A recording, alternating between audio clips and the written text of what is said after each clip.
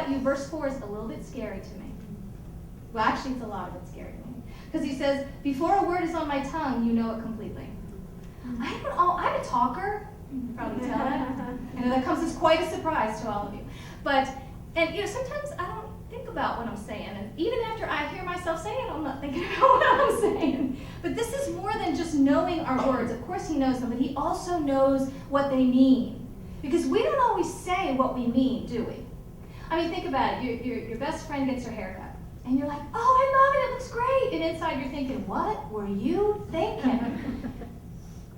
Or maybe somebody at work gets a promotion and you congratulate them and you're like, that's great, I'm so happy for you. But inside you're thinking, wow, I really deserve that, or someone else really deserved that. Or how about this one? Tell me how you would answer this question when somebody comes up to you and says, how you doing? Fine, good. Isn't that how we answer? But are we always fine? Are we always good? Sometimes we say things, but we mean something else. There's something else going on, and God knows that. That's encouraging to me. It's a little scary, but it's also encouraging that he knows. Verses 5 and 6, you hem me in behind and before, you've laid your hand upon me. God knows how to guide us and how to protect us. Now, it's interesting. I have read this verse. I know this verse, but as I was studying this, I saw something I had never seen before. You hem me in, think about it, you hem me in behind and before, and then you put your hand over me. Pretty comprehensive. In God's omniscience, he is all over us. It's interesting that during that little, I don't know what it was called, that little thing the prayer girls did, where they talked about children's views of God, and they showed the Allstate. You're in good hands with Allstate, right? Well, how good is that? Can't I just jump out of it? I mean, seriously, think about that. We're not in God's hands like this. We are in good hands. We're in God's hands like this. There's no getting away. And part of that is because of his omniscience, because he knows it all. He knows it all. What's the blessing in that is that we are fully known, but we are also fully loved. And that, I don't know. I mean, I think there's parts of each of us that we think, wow, if anyone ever knew that, I just don't know that they'd want to have anything to do with me. But God is not that way. He loves us completely, and he knows us completely. Let's continue on, verses 7 to 12. Where can I go from your spirit? Where can I flee from your presence? If I go up to the heavens, you are there. If I make my bed in the depths, you are there. If I rise on the wings of the dawn, if I settle on the far side of the sea, even there your hand will guide me. Your right hand will hold me fast. If I say, surely the darkness will hide me and the light to become night around me, even the darkness will not be dark to you.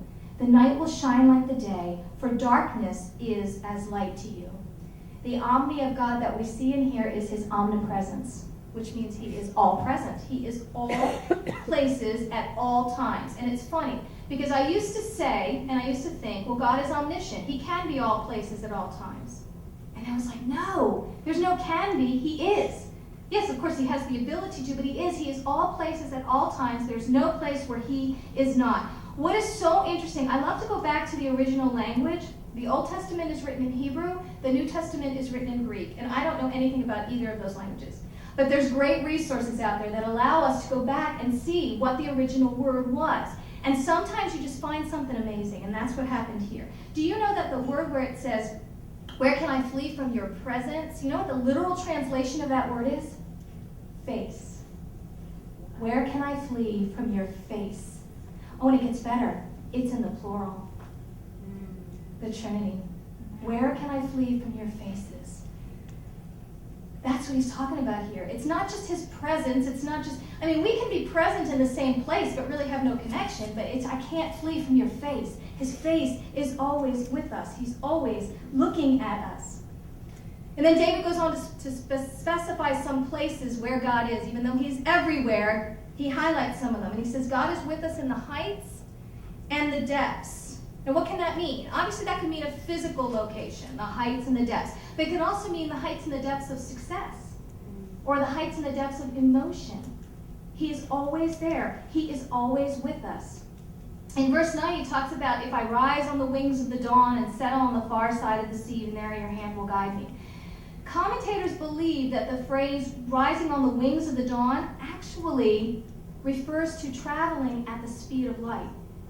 Have you ever seen the sunrise and those flashes of light that just seem to shoot out from it? That's what they believe he is referring to there.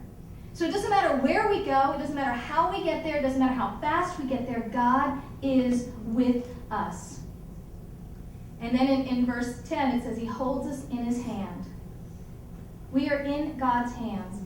We are never beyond his reach for him to pull us back when we're wandering, and we're never beyond his protection. Now think about that in physical terms. As Gail said, both my kids are in college now. But I remember when they were toddlers. And you know, I tried to not let them ever get out of my reach, but those little ones are fast. But with us, it's never that way. I remember when my son Andrew, he is 21, almost 22 years old. But I remember vividly, like it was yesterday, taking him to his first day of preschool. And I remember I dropped him off, and he was all like, bye, Mommy, ran into the classroom. He was all happy, and I walk out the door, and I'm like hysterical. Seriously, it was just, and my daughter, my kids are 2 years apart. So my daughter was with me, she was like, Mommy, what's wrong? And I'm like, it's okay, but it's hard as a mom, right? And I just was praying. I was just like, Lord, I'll just protect him, because I'm thinking, the teacher's not going to watch him as closely as I do, and suppose the kids are mean to him, or suppose he gets frightened, and just praying, Lord, just protect him. And God, when God speaks to you, and I'm not talking about an audible voice, I'm just talking about that quiet voice to your heart, but it's him. And sometimes he speaks with a gentle whisper, and sometimes he smacks us upside the head. This was the latter. And he said to me, do you think that you can take better care of your son than I can? And we were walking to the car, and I literally stopped. I was like, no, he's never out of your reach. He's never out. None of us are ever out of God's reach.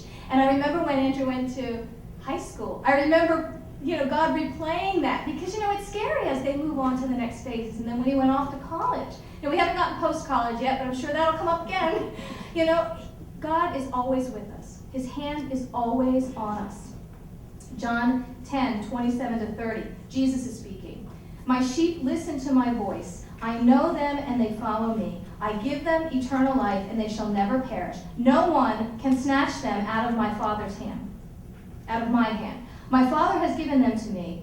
Who has given them to me is greater than all. No one can snatch them out of my Father's hand. We are secure in Christ. No one can snatch us out. That's a praise. That's a praise. And then in Isaiah 49, I love this verse. God is speaking and he says, see, I have engraved you in the palm of my hand. So we're not just like in his hand, jumping around, even cupped. We are literally a part of his hand. We are engraved in his hand. Now, in the context of Isaiah, God is talking about the Jewish nation in that context. But we know we've been grafted into the Jewish nation. Amen. So we're not just in his hands. We are engraved in his hands. That just blows me away every time I think about it. It also says that God is with us in the darkness. And it's interesting in verse 11 in that section, surely the darkness will hide me. It seems like David is trying to get away from God. He's trying to flee from him. But whether it's the black of night or the darkness of sin and depression, God is always with us.